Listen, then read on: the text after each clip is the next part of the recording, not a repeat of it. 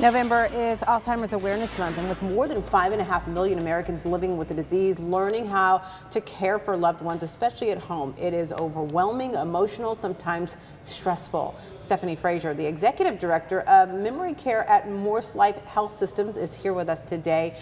You guys use some non-traditional techniques to help your patients, but we're going to get to that in a second. First, though, kind of walk us through and help us differentiate between early signs of Alzheimer's from just maybe a typical age-related issue. Right. Well, like you said, it is Alzheimer's Awareness Month, but this time of year is the time of the year where people are getting together with their loved ones for the holidays. So there's things that you can start to notice if you haven't been around your loved one. It's not just losing words during a conversation. It's not being able to follow a conversation. You know, you might see your loved one repeat themselves over and over again. It might look like they're losing their coordination because their spatial awareness is a little off. Shaded places in the floor might look like holes.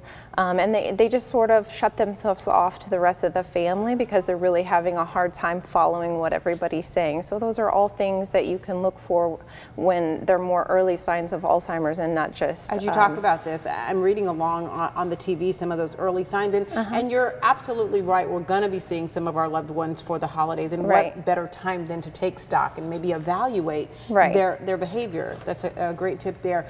You all use at MorseLife some non-traditional techniques to help cope. Tell us more about that. Right. So there's lots of things out there that we can do to help you.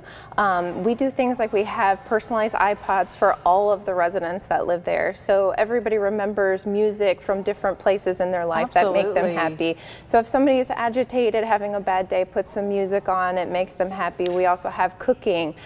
So it stimulates the senses. I might remember a favorite recipe if I'm cooking, which then they will start talking about memories they had. We also do art therapy programs, so they can feel like they're having success throughout the day. They actually got to paint something. So all of those stimulate different memories because we're using the senses. And so that early isolation that you mentioned may be a sign of something going wrong. You guys are getting them to interact and to open up again. Right. Just because you have Alzheimer's doesn't mean that you can't have a life. We're there to give these residents a purpose and make them still feel like they can do things throughout the day. For families that are noticing that something is not quite right, when is it time to go ahead and say, you know what, we've tried this on our own, but we need some help, maybe some in-home care? Right. It'll start to affect the caregiver.